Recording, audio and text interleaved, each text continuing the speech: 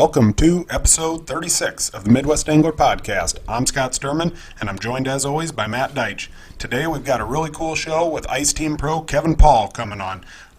Kevin runs a guide service, and he also runs Clear Lake Bait and Tackle down in Clear Lake, Iowa. He's also the head of the Yellow Bass Bonanza tournament series. We're going to cut right to him. All right, Kevin, you there? I am. Awesome. So, Kevin, you're a man of a lot of titles. Kevan Paul's Guide Service. You're an Ice Team Pro, Clear Lake Bait and Tackle. You head up the Yellow Bass Bonanza fishing tournaments. I'm also the man with two first names. Yeah, that is true. That's a a good point. Don't they always say you can never trust somebody with two first names? Correct. Yeah. Yeah. And beards. Beards are they're the good things. You know, you gotta have a beard. I grow one as best as I can, but I'm going to need a couple more years. I've been working on one for 20 years, and it's still not full yet. All right. Well, Kevin, how did you get started into fishing? Well, it kind of all starts back when you're a kid, of course, like most people. Fished with my brother quite a bit. My dad, as much as I could. He definitely wanted me to be a fisherman and outdoorsman. We hunted together all the time and fished together all the time.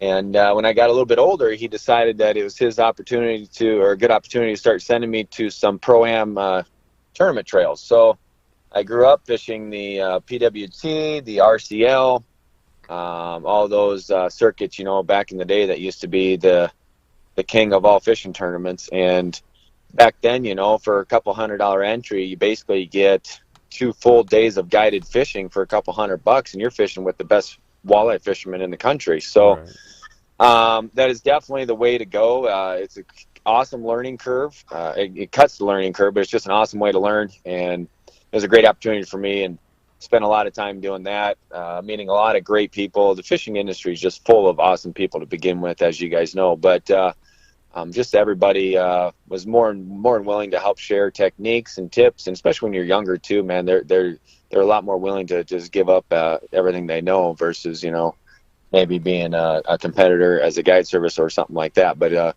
for anybody out there that's listening, man, if you guys want to really cut the learning curve and really pick up your game in fishing, if it's bass or walleye, whatever, is definitely to try joining one of those tournament circuits, or at least fish one event just to see what it's like, and you'll be really surprised on how great the people are. Yeah, for sure. I mean, they're always willing to share their knowledge with you, and just by watching them, a lot of the times you pick so much up by doing that. Yeah, well, that's exactly it too. I'd like to mention that is you don't need to be the guy that's annoying asking 1,000 questions. Right.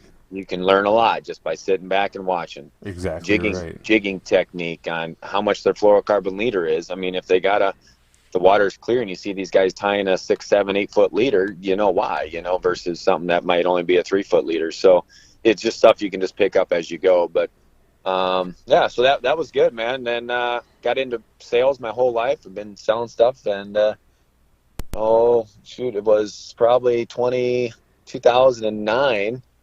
I had a job where it was a seasonal position. I was selling landscaping products, so I worked in the summer and I had the winters off, and I had a great opportunity to do some guiding in the winter, so I started advertising, figuring maybe if I got 10 trips, 15 trips my first winter, I was going to succeed, and ended up doing 32 trips my first winter. And believe it or not, I was just like, holy cow, this is pretty nice, because self-employed in the state of Iowa, you can actually collect unemployment as long as you're guaranteed work in the spring. You can still be self-employed in the off season. So I was actually almost double dipping. It was great. I was making money guiding. I was collecting unemployment, and it's all legal. I mean, as long as you work 30 hours or less, you're legit and good. So I mean, that's what I did. And then eventually what happened with that is so I had to go back to work in the summer. Well, all my winter clients started calling me for summer trips.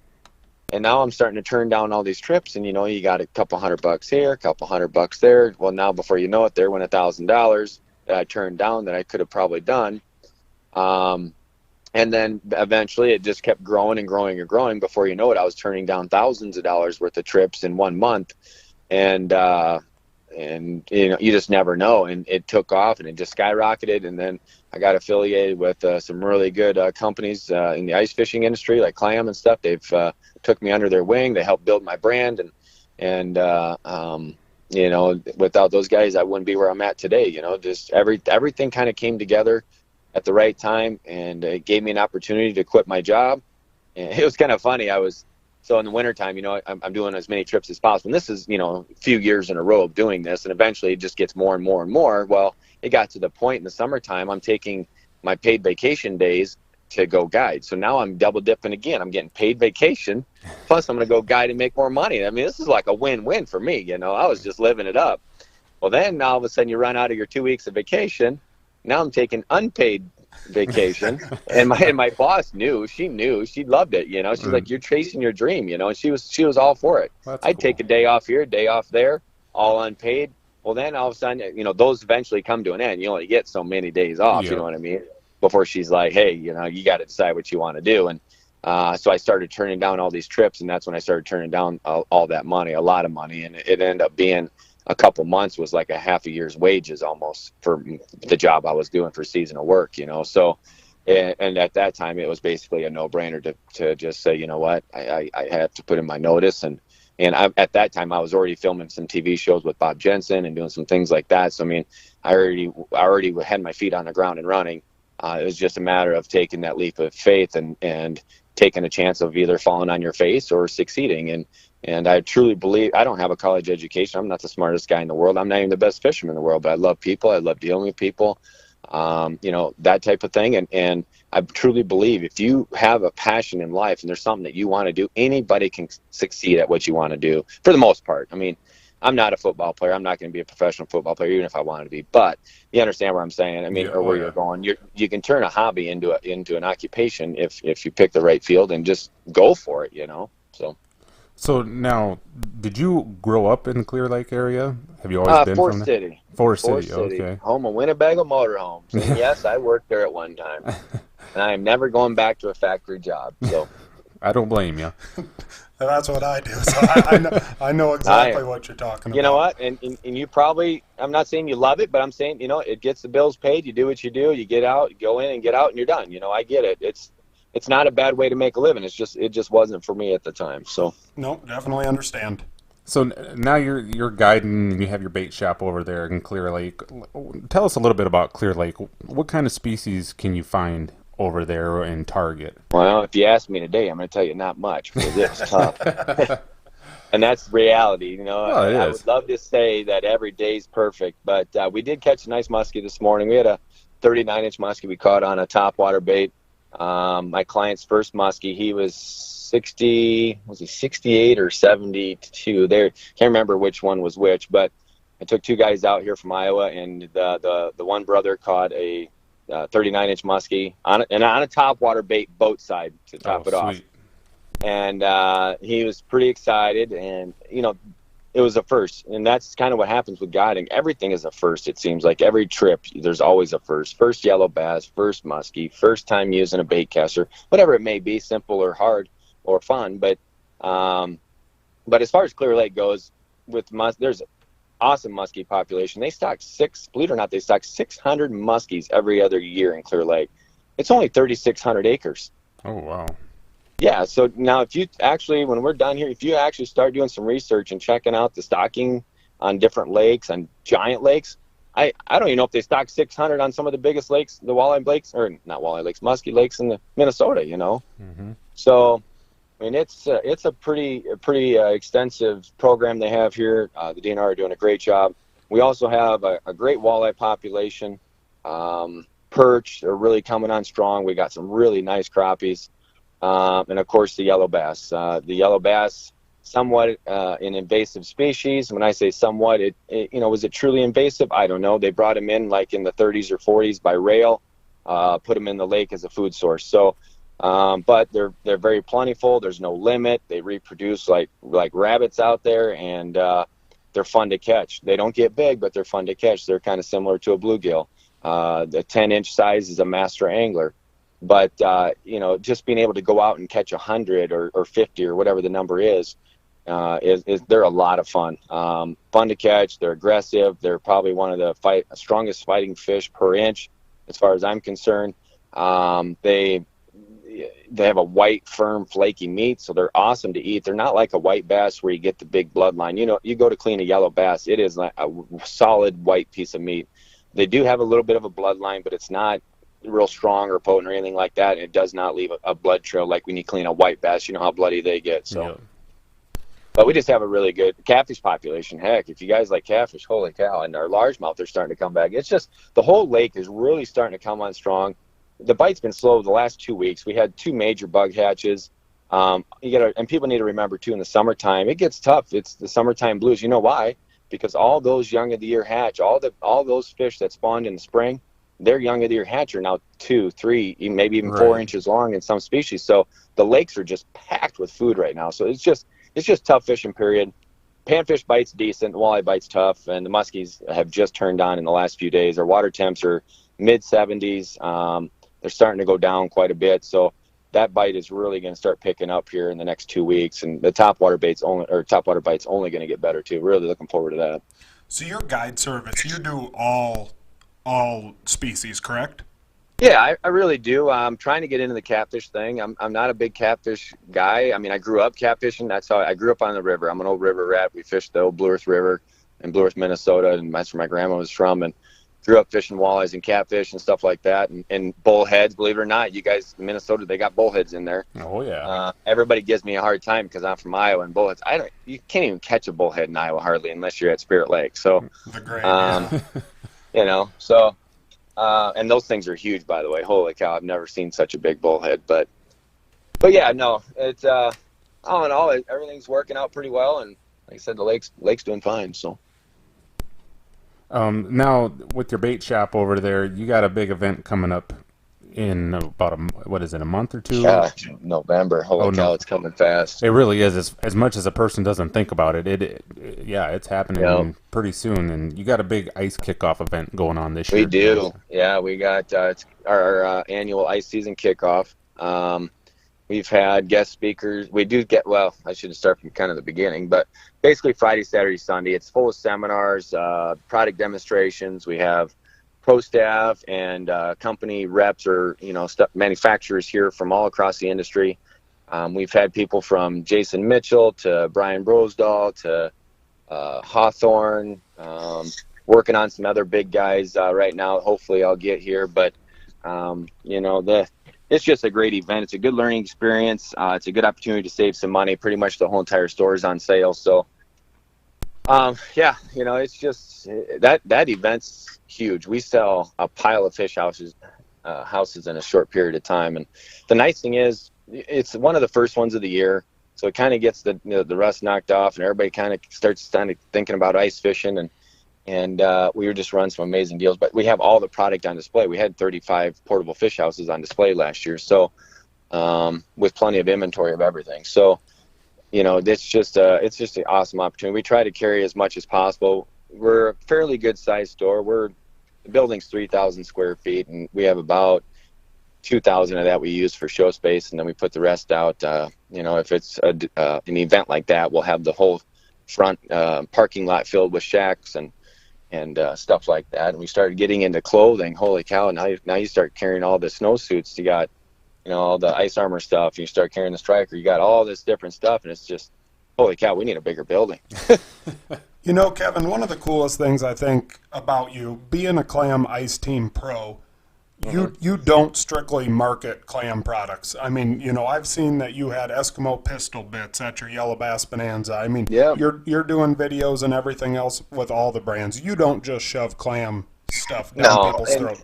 No, and I think Clam appreciates that the most. When all this first happened, they came, I told them what's going to happen. I said, hey, you guys, I got an opportunity to start this bait shop. A good friend of mine, he was a previous client, asked me how come I don't open a bait shop. And I'm thinking, dude, I don't have X amount of dollars to start a bait shop, for God's sakes. I'm barely getting by what I'm doing. I mean, I'm making a living. I'm paying my bills, but I don't have a lot of money saved up. You know what I mean? Not crap for retirement. I mean, I'm starting at ground zero, Right. He's like, well, I'll tell you what. He goes, I'll loan you the money. What do you need? Interest-free, no paperwork, on a handshake. Loan me the cash for the bait shop. Within 14 months, we paid back in full. Wow. And And now we're just, and I'm going to tell you, it's not as easy what it sounds. I make it sound easy, Right. There's a lot of hard work but involved. now we got $200,000-300,000 worth of inventory that we're trying to pay on a regular basis. And I tell you what, when I came to Clam and told them, I said, hey, you guys, I'm looking to open a bait shop, and we are going to be selling other products. And they said, as you should. I mean, my guide service, my personal fishing experiences and things I'm working on, I enjoy what I do, and the products I represent are the ones I use on the ice.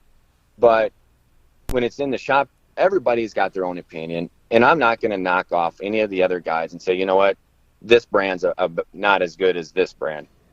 Really, everybody's making decent product. 90% of the product all comes from the same place, almost the same factories most of the time. I mean, not everything, but a lot of people don't realize that. There's so many items that all come from the exact same spot, and the same. Like, you can go to other stores and buy other products at Menards, and they're coming out of the same factories, the stuff we're buying for fishing, but it's just not the same product. Obviously, not fishing product, but just other things. They manufacture more than just a few things. Right. And I don't know. I just don't find I got time in my life to bash other things, and I want to be a full shop. We want to have a full service, and I think Clam appreciates that we're rounded, and we're doing the best we can with what we got. So. Yeah, absolutely. You've really developed a heck of a social media presence, and Yeah, we've never been over to Clear Lake to do any fishing over there, but Are you kidding me? I feel like we could go over there and Be pros. have success because you're not trying to hide anything when you're on there. You want people to come over there and experience and It's stuff funny when like you that. say that, Chris. It's funny when you say that. Chris and I gotta roll my windows down. Sorry, guys. I'm sitting out in the car so I can get a little bit of privacy here. When Chris and I will get on a bite out on the main lake, ice fishing, I'm talking, okay? Right. And we went out last year, and I don't know if you've seen this. Did you see the post we made where X marks the spot? Yep. So we went out, physically put the spot on the ice where there was piles and that was my favorite spot, okay? And guess what? 3 days, nobody shows up. Really. And we're out there fishing. Jeez. What people? So, they don't believe you. I was gonna say they probably were just like, they're just trying to blow some smoke up our rear ends. You can tell, and open water too. I can tell everybody the exact truth. And let me tell you what, I bet you nobody will believe you, and nobody will. They just don't do it. I can tell them, here's the pole. Like, we sell pre-rig combos, bobbers, jig head, split shot, ready to go. I'll set the depth. The bobber needs to be at this depth. I'll slide the bobber stop. Here's the leeches. You put a leech on that pole. If you go to this spot and throw it out, I promise you're going to catch a fish. And guess what? I'll go out on a guide trip after that, or go out fishing, or drive by the lake with binoculars just to look. They ain't even over there. They're 500 yards or a mile to the other direction. And I'm like, so they come in the next day. I'm like, how can you get? Well, we didn't know if you were really telling us the exact spot. I'm like, yes, I'm telling you the exact spot, dude. Go catch them. They're there to catch. They're not my fish. Catch them. I'm not going to tell everybody all my secrets. I'm not going to sit. Oh no, you got to keep some close, but yeah. But when it's just a community spot like that, and the bite is that good, why not have everybody come? Here's the thing: these guys are bringing kids, man. Right. I want kids to catch fish. I'm not going to sit there and tell them to go do something that's not going to produce fish for the kids. You know what I mean? Mm-hmm. Well, your Yellow Bass Bonanza, I was thinking about it today, knowing that we had this interview tonight. Is there a fishing tournament in the Midwest that catches more fish than the Yellow Bass Bonanza? Honestly. I don't know. I never even thought about that. I mean, the Brainerd how many fish are caught at the Brainerd JC? I mean, that's a ton of people, but I mean, that's 10,000 people. But right. I'd like to know how many fish because there's a lot of people that don't catch any. Right. Exactly. There's a lot of them that the guy who catches the most might have 3. I mean, so we had one of our best years for number wise. I don't know the exact. I'm not going to quote an exact number, but or give you an honest opinion on the number. But it was like 5,600 and some fish in 4 hours weighed in. And that's only that at that time. I think it was just 250 teams, so 500 people. Wow. Okay, Now, there's no limit. So these guys are weighing their best 50 fish. At that time, it was 50. Now we got it back down to 30 because the numbers are getting thinned down and the quality is much better. But that's here nor there. We can talk about that later. But so these guys are coming in with 5,600 fish. Well, they only weigh 50, but they might have caught 150. Right. So if you start putting that into perspective, now they caught like 7,000 fish over the 4-hour period. That sounds kind of like a case study that needs to be done at the tournament. Yeah. Well, that's crazy. I could probably do it if you guys want to finance it. I'm not cheap. No, I can't count. I'm not going to volunteer that. I promise. Now you do an open water tournament and we do. Ice tournament. We have one the first weekend in September. It's not nearly the size. It's roughly 30 boats usually. We'd love to get more people in. It's $100 to get in. It's pretty much 100% plus payback. Our ice fishing tournament is last time we figured it out was like 120% payback. So, wow. And of course, without the sponsors stuff, you can't do that. But that's how you make that happen is with the sponsors. But believe it or not, the Air Force walked in last year. The United States Air Force. I know they walked into my bait shop in uniform and said, "Hey, we'd like to be a part of your Yellow Bass ice fishing tournament." And I'm like, are you talking to me? You can't say no. Right. And they might blow the place up, man. They're the Air Force. Send in some It'd be hard. Guys. You wouldn't be able to fly anymore anywhere, so you'd be on the no-fly list. Oh man, yeah. So no, we had a nice little conversation, and they're like, "Hey man, we're trying." They're the recruiter guys, recruit team. They're coming in trying to recruit people, and they did. They stole one of our guys. We had a nice guy, Andy Hitchcock, one of our better employees. He was working for us, and he went to the Air Force, joined the Air Force, and just graduated basic or whatever here not too long ago. So he's doing pretty well. And and you know what? Congratulations to them and him for getting more people involved, because I think that's kind of a dying thing. Not as many people are joining the military as they should. And I'm a true supporter of all military. All the military groups. So as are we. Thank you to Andy.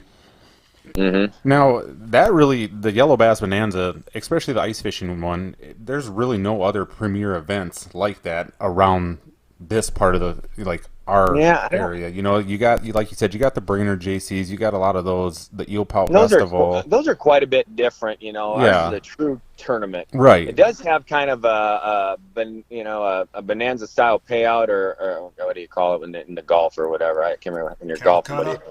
Calcutta, yeah. Yep, Calcutta. So we pay down to like 150th place or 175th place, but not every spot's a payout. So, top 25 will get prizes, and then after that it's every 5, sometimes 10, depends on the numbers.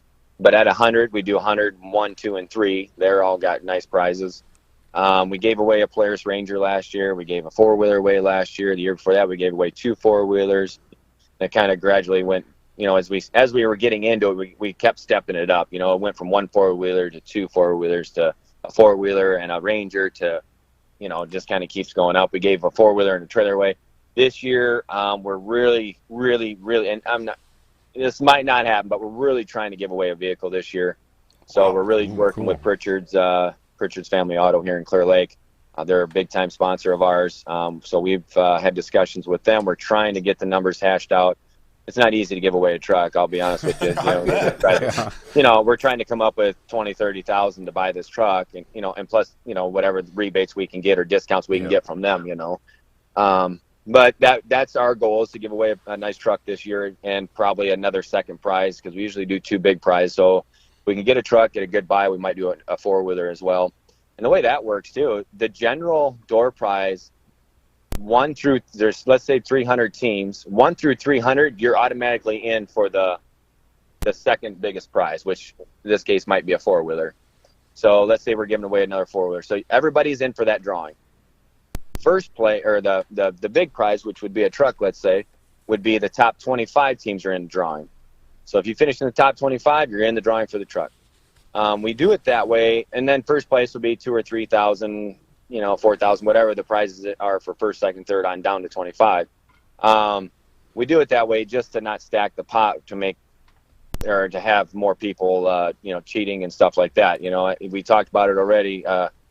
Previous to this, that it has happened. There's people out there that want to take advantage of the system, and that's not just in our tournament. it happens all around. You just don't catch the guys. We were fortunate enough to where we built a pretty strong case with these guys, and they were at a party one night bragging to everybody that they were cheating in the tournament, and loose lips sinks big ships, man. And before you know it, we got two guys in the separate rooms at the sheriff's station, and they're questioning them back and forth. He said, she said, and before you know it, the one guy dropped and spilled his beans, and then now the other guy said, well, it was all his fault. Before you know it, now they both got felony charges on their record, and we prosecute them to the fullest extent. So good, very good.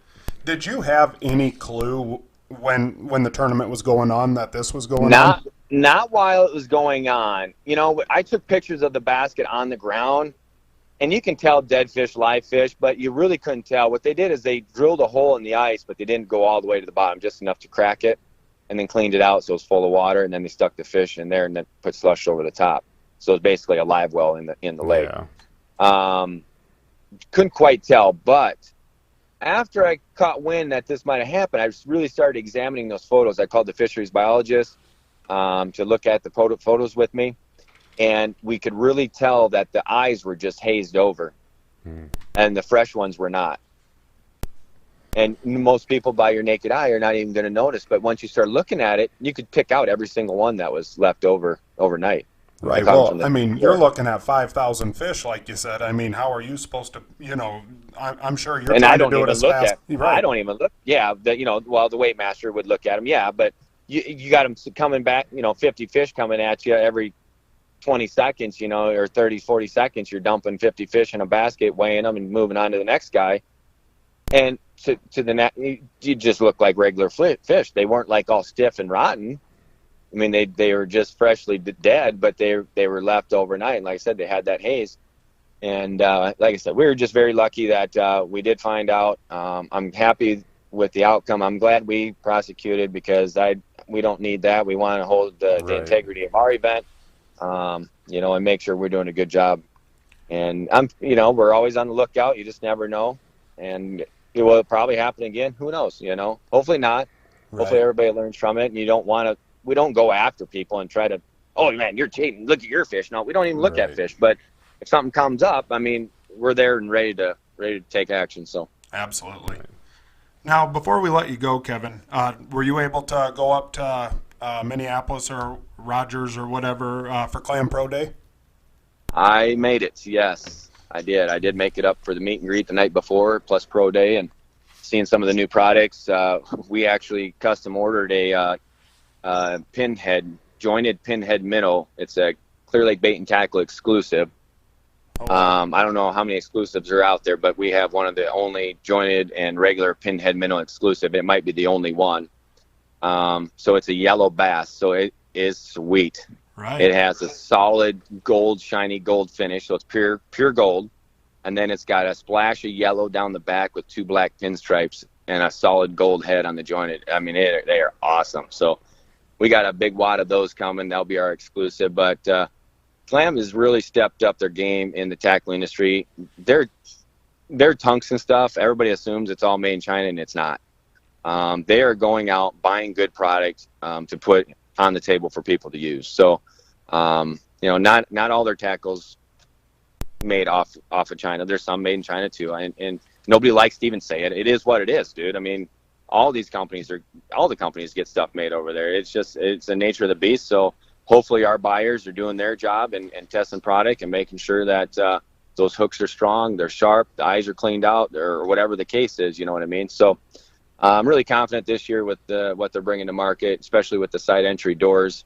That to me is going to be a game changer. The Otter had them out the last couple of years, and it's just nice to see some more people coming out with them too. So yeah, absolutely.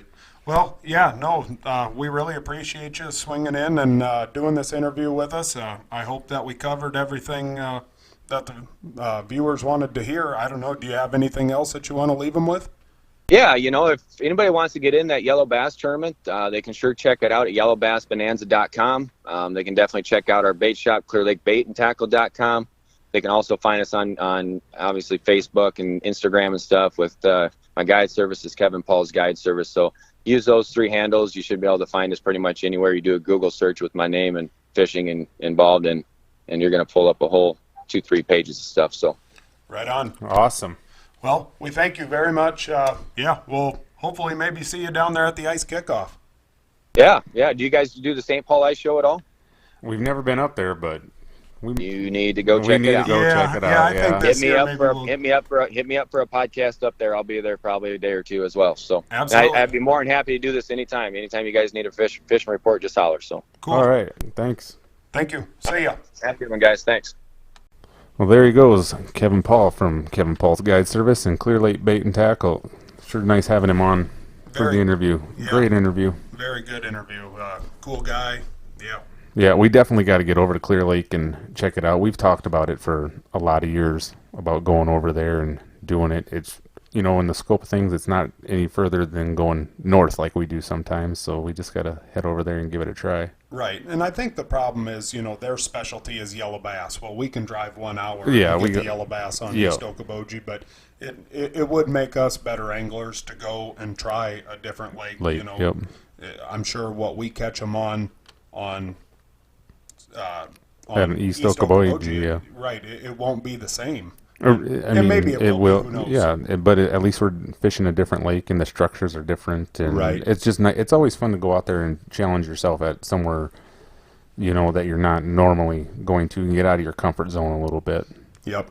Well, Matt, it's getting to be the end of August. Are you ready for ice? Yeah. Well, I'm not ready for ice. No. This year I am. We've talked about this before, you and I. I am looking forward to ice season this year, but still a lot of fall fishing left to do. The end of summer fishing, they're starting to make that transition, and it won't be long where the fish will start putting on that feed bag, and you can catch one of your biggest fish of the year before. So yeah, I'm hoping. It's always fun to get the boat out a few times, but school's starting back up, and everybody else is getting busy with activities. So it's always kind of hard to find the time to get out there in the fall and do it. At least for me, anyways. So I'm gonna try to make time and hopefully don't get those days where you finally do get a weekend to go fish and it's blowing 30 miles per hour. Exactly. But no, I'm ready for it, and hopefully I can get you out in the boat a few more times, and a couple of, like Jeremy K out there, since we got to mention him. It's absolutely in the contract. We almost forgot about it. In the contract, Jeremy K once a day. Jeremy K once a day. That's fun. That's fun. That's a good little saying right there. Right. No, I'm looking forward to ice fishing this year. It's great having Kevan do the interview. We appreciate it, Kevan.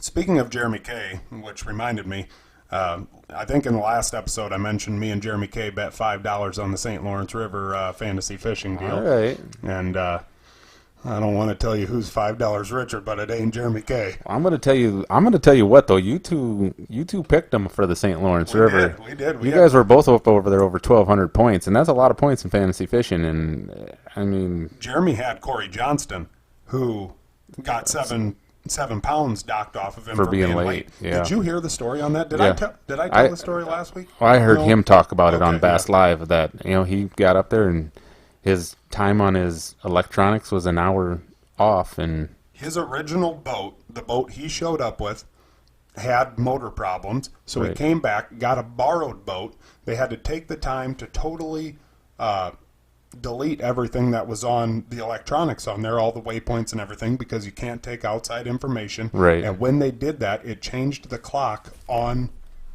the electronics in the boat, which he thought he was coming back an hour early, ended up being 15 minutes late. What is it, half a pound a minute? Or something like that. Docked him 7 pounds. He still was able to make the 35 cut, I believe. No, he didn't make the 35. Was he 36? I don't think he was. He might have. He was close. Okay, but Bass Talk Live figured it out after 2 days. If he would have had those 7 pounds, he would have been sitting in 4th place. Right, because he ended up weighing like 15 was his weight for day one, and that's 20, without 22. 7 pounds. Right, so that's insane. Isn't that crazy? But I listened to, like I said, I watched his interview with Zona, and he was really, he said it. He's like, I knew it going in. Like when I was driving back, I knew it, and it just a sinking feeling knowing that. Yep. Well, no, this weekend we got Cayuga, also the MLF Red Crest. At La Crosse. It was kind of, I'm not going to lie, I watched a little bit of it today, and just seeing a couple spots, it's like I recognize that spot because it's at La Crosse on the Mississippi River. It's like, and they got a fish in Pool 8, and that's where I fished both days. Cool. So it was like, oh yeah, oh that looks, oh yeah, I remember that spot. We fished there, and I was like, if they really try this, they'd probably catch a lot more.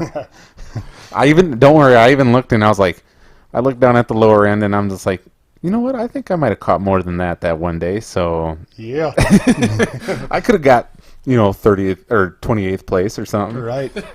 No. Well, no. I think with that we'll close out episode 36. We'll see you next week for episode 37. Thanks for tuning in. See ya.